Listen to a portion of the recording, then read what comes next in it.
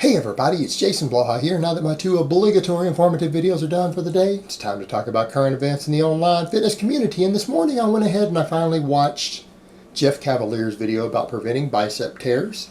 And you guys know I did a video yesterday with my own version of this topic because people were asking what did I think of his. I went ahead and did mine first because it's something I talk about a lot, something I thought we needed to break down. And so I went to watch his to see what he had to say. And actually, it wasn't a bad video at all. So let me put on my +5 hat of weaponsmithing, work on skill at my crafting a little bit, and let's talk about this. Now, my criticism of his video is not going to be towards the video itself, because I thought the video was actually good. The video was pretty good, but the problem is that I've watched Jeff deadlift, and Jeff understands all of this stuff as a physical therapist. He actually breaks down very, very well the exact point in how bicep tears happen. And he understands that extremely well, and it's no surprise given what his background is, right? I mean, that shouldn't come as a shock that he understands that. The problem is that the way he personally executes a deadlift, when we've seen him deadlift, is still going to put you at risk of tears and injuries.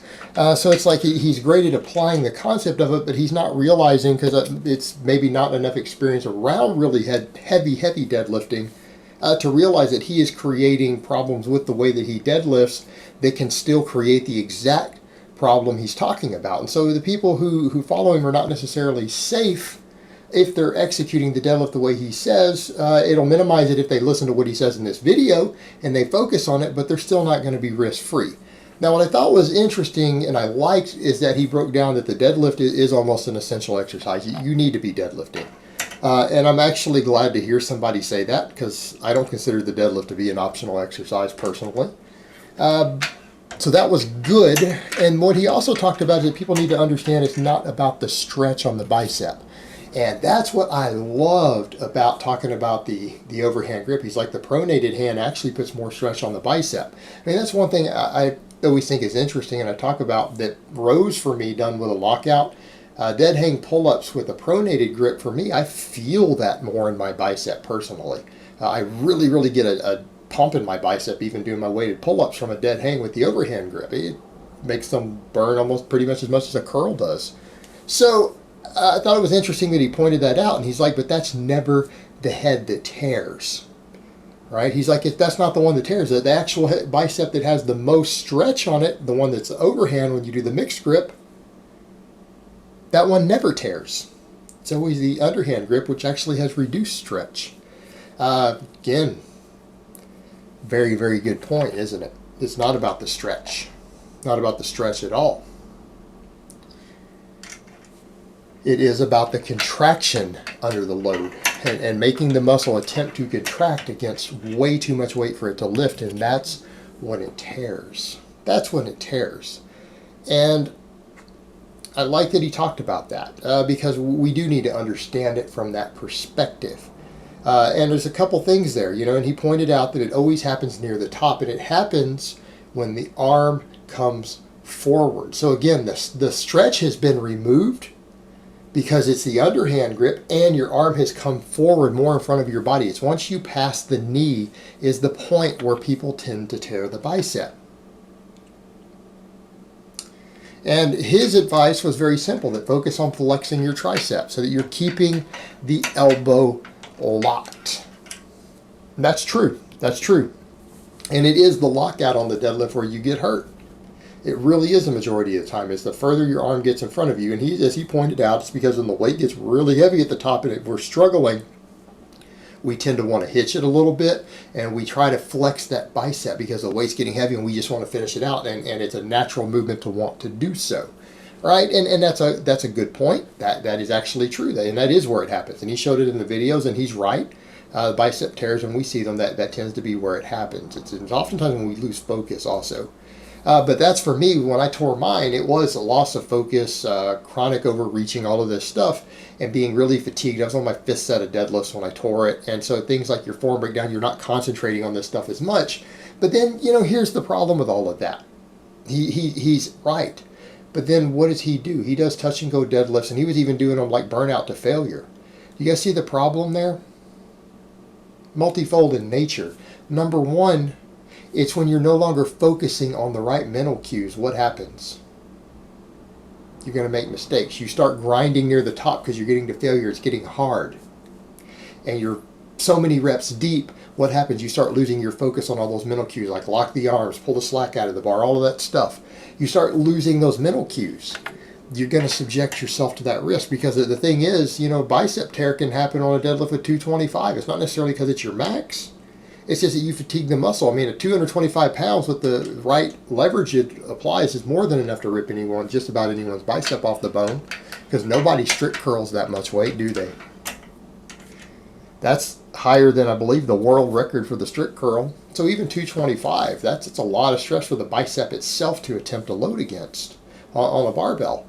So that's a problem right there, doing just these really fatiguing, grinding out long reps on them that way to that total fatigue. But the other thing is the touch and go. You know, that's what I pointed out before. I'm like, yeah, in theory, touch and go might reduce your chances of tearing a bicep. I don't know that it really will, but it is problems with herniating discs. That's how people always herniate their discs. That's how they hurt their back on the deadlift.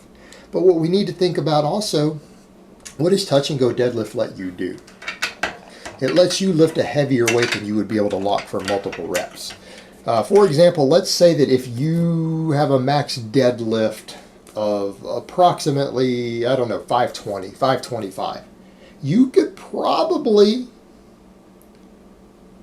pull 495 for a double, right? You could probably do that. You could grind out 2 reps. You could get a good rep, and if you reset, you can do a second. What happens for people who touch and go and bounce it off the floor? They're skipping the hardest part of the deadlift after the first rep. So their 2 rep max, they can sometimes get 4, 5, 6 reps because they're skipping the hardest part. And then they're able to get more work in at just, you know, the upper part of the movement, really, because they're no longer having to recruit everything in the bottom. Well, what happens?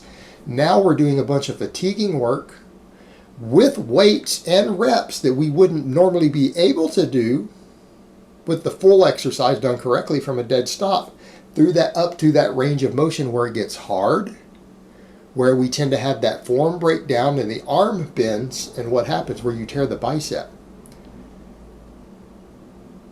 These touch and go deadlifts, bouncing it off the floor for reps, we're also subjecting ourselves to that. And then we get into the mental cue thing. It becomes very difficult to focus on not doing that when you don't reset, because that's what I always tell people. Resetting the deadlift reduces all of your chances of getting hurt, because it allows consistent bar path, allows for consistent pulling mechanics. It allows you to reset your brain and your cues so you can get back into the proper starting position. You're more likely to maintain a consistent bar path. And as I pointed out before, when I critiqued him on his touch and go deadlift video that he did, his bar path was different. His first 4 reps, every single rep, the bar moved through a different path. It was completely different. He had no consistency.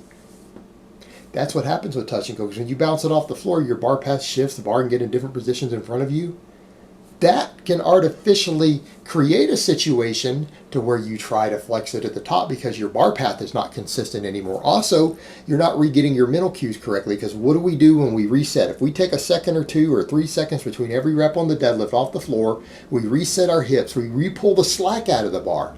The pulling that slack out of the bar is part of getting the elbows locked and keeping them locked, because we're resetting that mental cue of, okay, arms locked back out, pull the slack back out, get tight, right? You're re-pulling the slack out of the bar.